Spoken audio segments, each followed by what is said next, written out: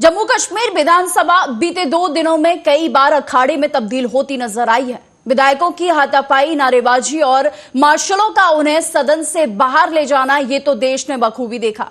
वहीं आपको बता दें कि विधानसभा में जम्मू कश्मीर के सीएम उमर अब्दुल्ला ने जो कहा है वो जरा सुनिए। मैं पावर्स के हवाले से बात कर रहा हूं।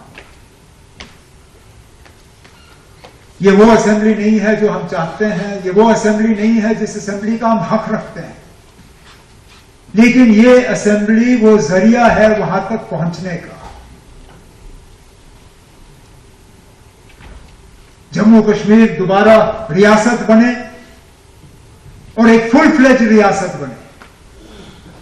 कोई मतलब ये क्या कहते हैं वो हाइब्रिड मॉडल, वो नहीं।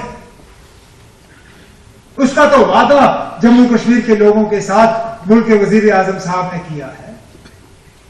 बार बार कहा है कि जम्मू कश्मीर को रियासत का दर्जा जो है वो वापस मिलेगा। मैं एलजी लेफ्टिनेंट गवर्नर साहब का शुक्रगुजार हूं। कैबिनेट ने जो रेजोल्यूशन पास किया, जो एलजी साहब ने फिर हमें वापस किया, उसको मैं दिल्ली ले गया। मैंने उसकी कॉपी वजीर आजम साहब को सौंपी, उसके साथ अपना डीओ लेटर जोड़ा। जनाब, जो जम्मू कश्मीर के लोगों के साथ जो वादा किया गया है फुल स्टेटहुड का, उसको फौरी तौर अब पूरा किया जाना चाहिए। और मेरी मीटिंगें जो हैं बड़ी कामयाब रही, चाहे वो होम मिनिस्टर साहब के साथ हो या प्राइम मिनिस्टर साहब के साथ। मैं उम्मीद करता हूं कि बहुत जल्द जम्मू कश्मीर को दोबारा रियासत बनाने का जो प्रोसेस शुरू होना है वो हो जाएगा। स्पीकर साहब, ये वो असेंबली नहीं है जो असेंबली हम चाहते हैं। मैं पावर्स के हवाले से बात कर रहा हूं।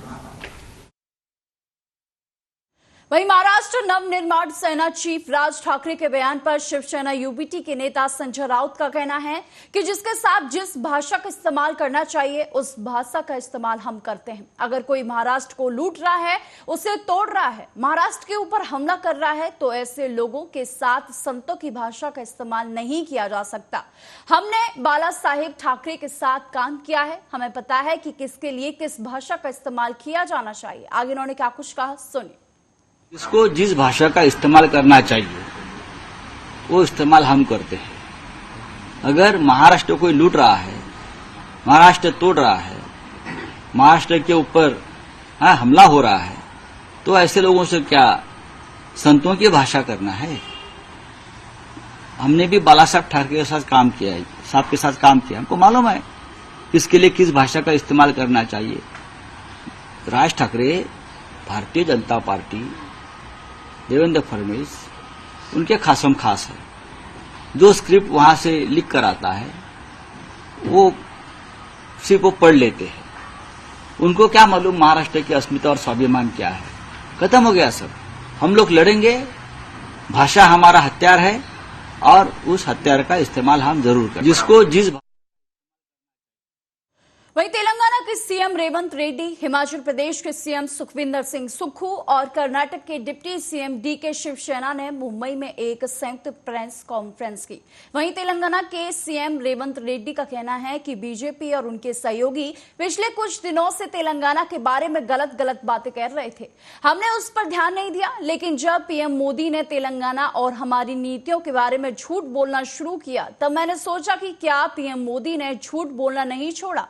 हम सच नहीं छोड़ेंगे। भारत में महाराष्ट्र ऐसा राज्य है जहां सबसे ज्यादा किसान आत्महत्या करते हैं। कुछ दिनों से महाराष्ट्र के बीजेपी, उनके साथियों तेलंगाना के खिलाफ कुछ झूठे बातें कह रहे थे। हम लोग कुछ ध्यान नहीं दिए, मगर देश के प्रधानमंत्री श्री नरेंद्र मोदी जी ने तेलंगाना के बारे में और हमारे गारंटीज के बारे में झूठ बोलना शुरू किए। तो मैं ये सोचा था मोदी जी ने झूठ बोलना नहीं छोड़े तो हम सच्चा बोलना भी नहीं छोड़ने वाले हैं। इसीलिए आज मैं मुंबई आकर महाराष्ट्र की जनता को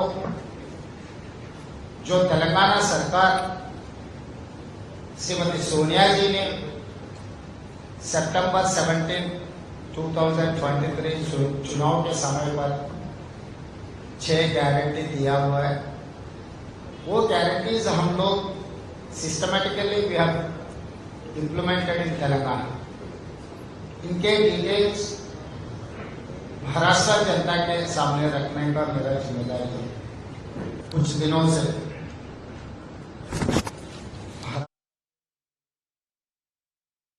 वहीं कांग्रेस प्रदेश अध्यक्ष जीतू पटवारी ने बीडी शर्मा के खाद की कमी नहीं है पर तंज कसा है और कहा कि बीडी शर्मा बताएं कि खाद कितना और डीएपी कितना आया है।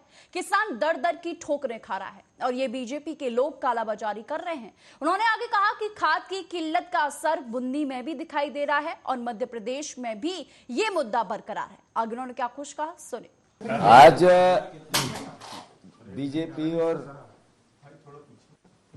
बीजेपी के अध्यक्ष आदरणीय वीडी शर्मा जी ने कहा कि खाद की कोई कमी नहीं है और बुधनी से वीडियो लाकर पब्लिक को डोमेन में लेके आए। मुझे दुख होता है इस बात का कि किसानों को जो सहूलियत और सहायता इस रबी और खरीफ की फसल में सरकार को खाद के रूप में करनी थी, वो कर नहीं पाई। दर दर भटक रहे थे किसान, दर दर भटक रहे हैं किसान। बीजेपी के लोग ब्लैक में खाद बेचते हैं 1200, 1300 का, 1700 और 2000 तक। और बीजेपी के मंडल अध्यक्ष से लेकर उनके कई नेताओं का पब्लिक डोमेन में वीडियो भी आया है और परिस्थिति भी आई, वो चाहे मऊ हो चाहे सेंधवा हो। बुधनी में वो कह रहे हैं खाद की किल्लत है, तो लोगों का पिछली बार 1,08,000 से जीती थी बीजेपी। अगर खाद सही होगा तो 1,09,000 से जीतनी चाहिए। अगर लोग बुधनी में बीजेपी के खिलाफ तो लॉजिक है, किसान के हित की बात, अधिकार की बात, उनके वादे पूरे करने की बात और खाद की किल्लत का असर बुधनी में अद्भुत अकल्पनीय है। वीडी शर्मा जी एक सवाल का जवाब दें कि मध्य प्रदेश में रबी और खरीफ की फसल में कितना डीएपी का आकलन किया गया कि आवश्यकता है। मध्य प्रदेश सरकार ने कितनी यूरिया को लेकर आकलन किया था कि इतनी आवश्यकता है और कितनी डिमांड की केंद्र सरकार से। ये दोनों बातें जरा पब्लिक डोमेन में, और उसके बदले आया कितना। अगर कम आया खाद, केवल 20, 30, 35% खाद ही आ पाया मांग के अनुसार और मांग ही कम की गई थी, किल्लत क्यों नहीं होगी? ये मैं सोचता हूं आपको इसके मद में मत मस्त मत हो। लोगों की, किसानों की आंखों में मिर्ची मत झोंको। खाद की किल्लत है और उसके लिए किसान त्राई त्राई कर रहा है और इसके लिए दोषी और अपराधी है तो बीजेपी की सरकार। आज आगरा लखनऊ एक्सप्रेसवे पर एक बस के दुर्घटनाग्रस्त होने से 5 लोगों की मौत हो गई। हादसे में कई अन्य लोग गंभीर रूप से घायल हो गए। वहीं एसपी ग्रामीण फिरोजाबाद अखिलेश भदौरिया ने बताया है कि हादसे में 5 लोगों की मौत हो गई है। घायल को अस्पताल भेजा गया है। बस मथुरा से लखनऊ आ रही थी। आगरा लखनऊ एक्सप्रेसवे पर खड़े ट्रक से बस टकरा गई। हादसा ड्राइवर की लापरवाही के कारण हुआ। इस हादसे में 2 घायलों की हालत नाजुक बताई जा रही है।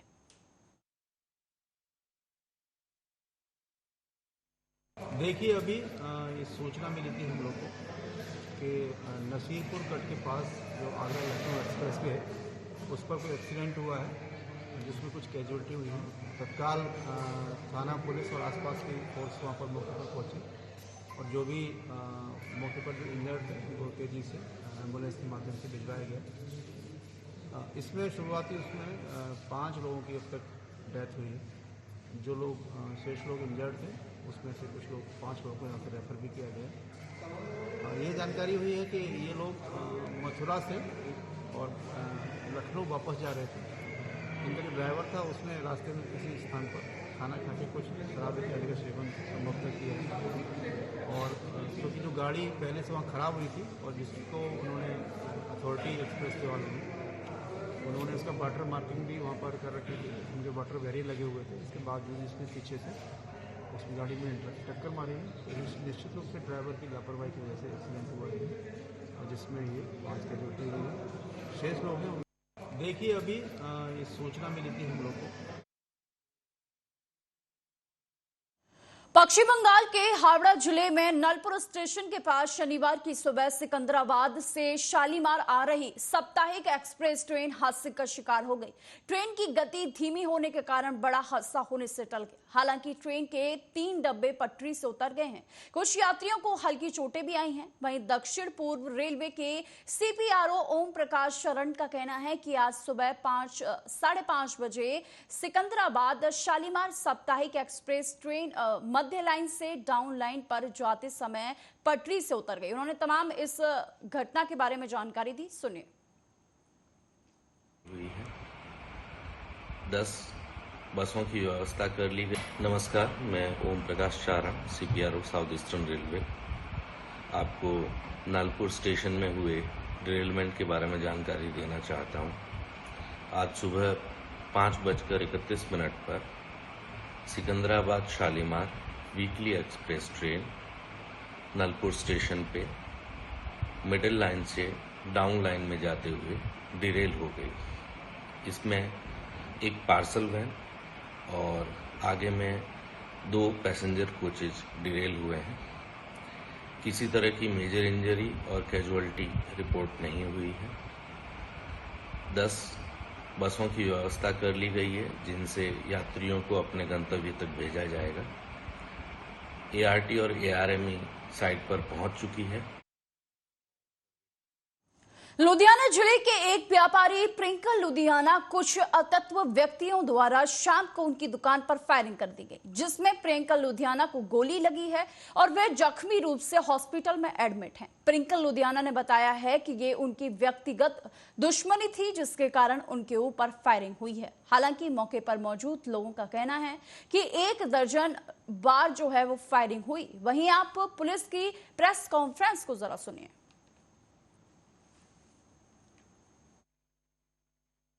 ਅੰਕਲ ਜਿਹੜਾ ਹੈਗਾ ਇਹ 3 ਨੰਬਰ ਏਰੀਆ ਦੇ ਵਿੱਚ ਇਹਦਾ ਇੱਕ ਸ਼ਾਪ ਹੈ, ਜਿੱਥੇ ਇਹ ਆਪਣੀ ਸ਼ਾਪ ਤੇ ਹਾਜ਼ਰ ਸੀ।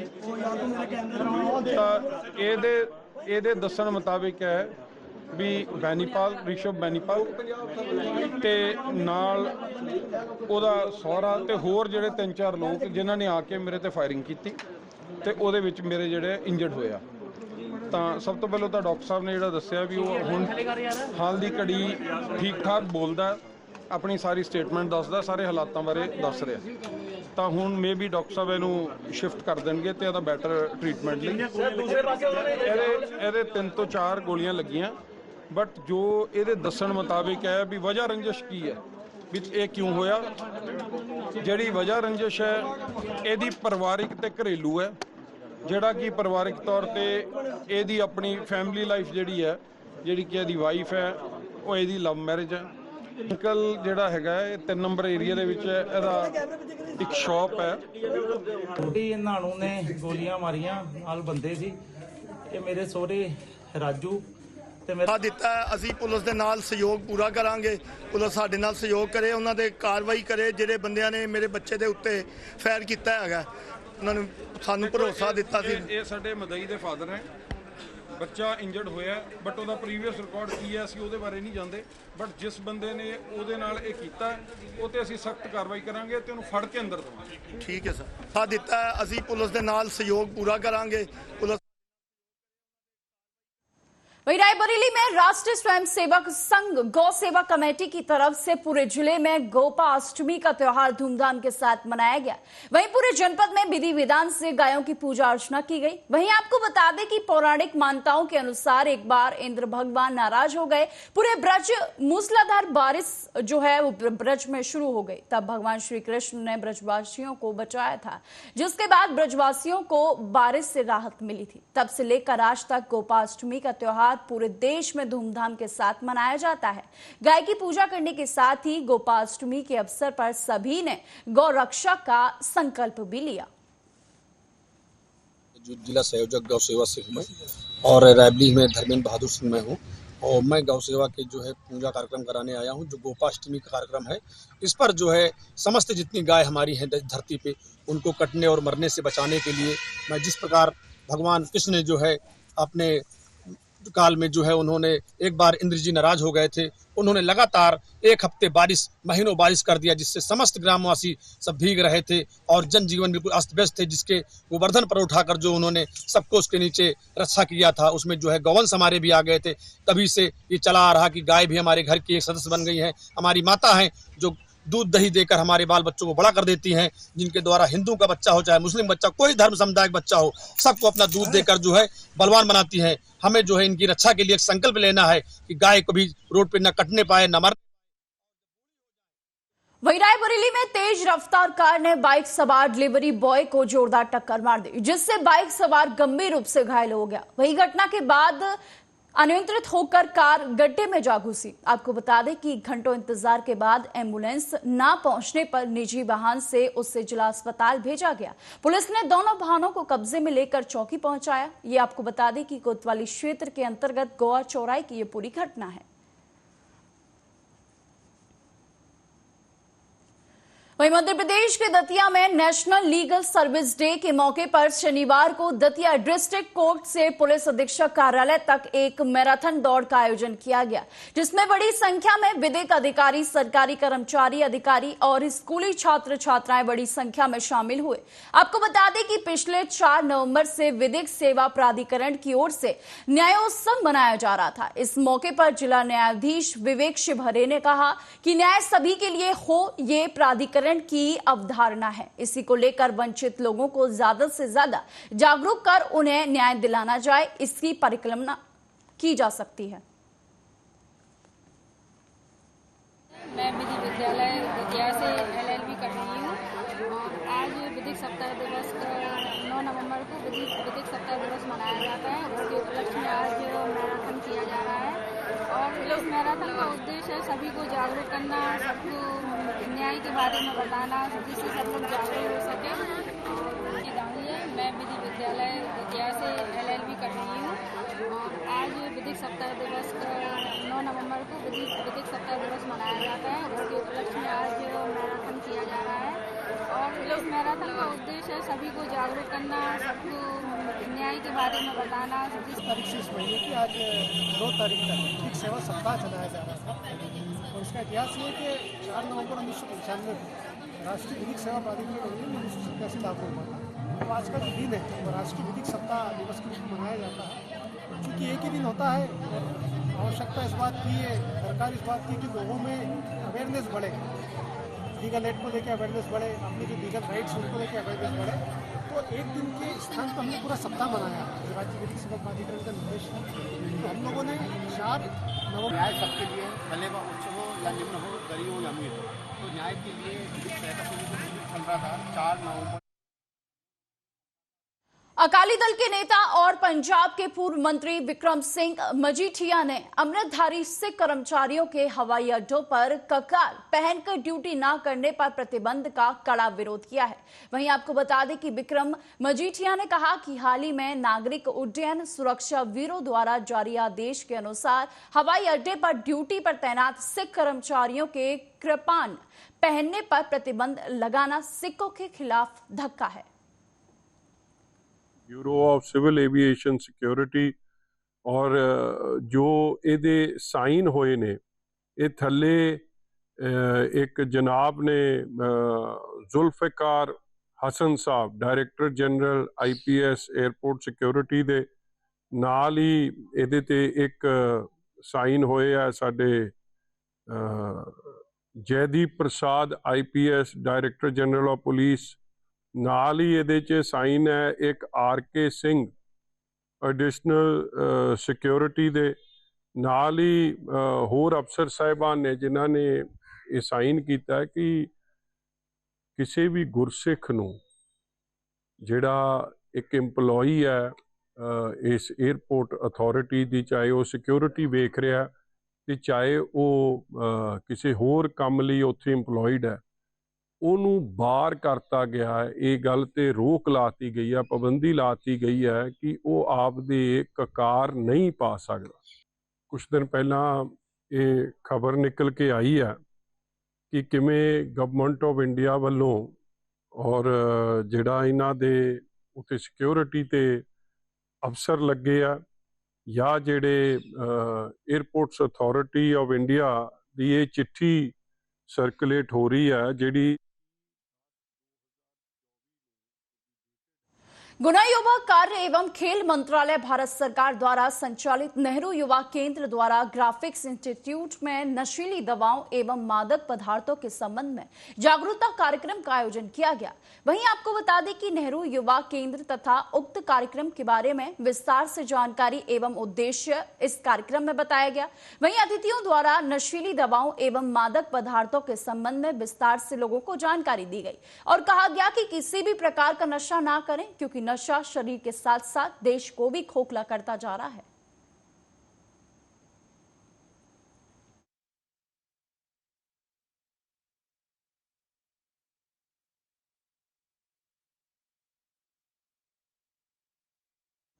वहीं शिवपुरी जिले के प्रभारी मंत्री प्रद्युमन सिंह तोमर ने शिवपुरी के करेरा सामुदायिक स्वास्थ्य केंद्र का औचक निरीक्षण किया।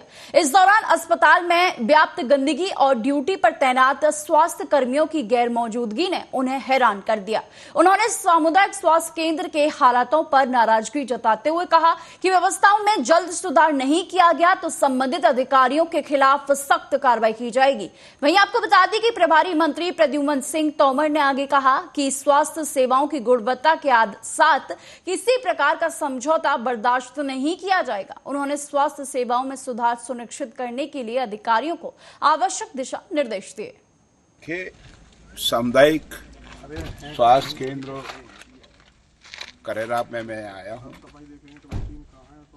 और वो हमारे को जो अच्छाई दिखी और जो कमियां दिखी उसके लिए मैंने निर्देश दिए हैं ठीक करने के एसडीएम को। निश्चित रूप से हमारी सरकार प्रसव के बाद जो बहनें भर्ती होती हैं उनको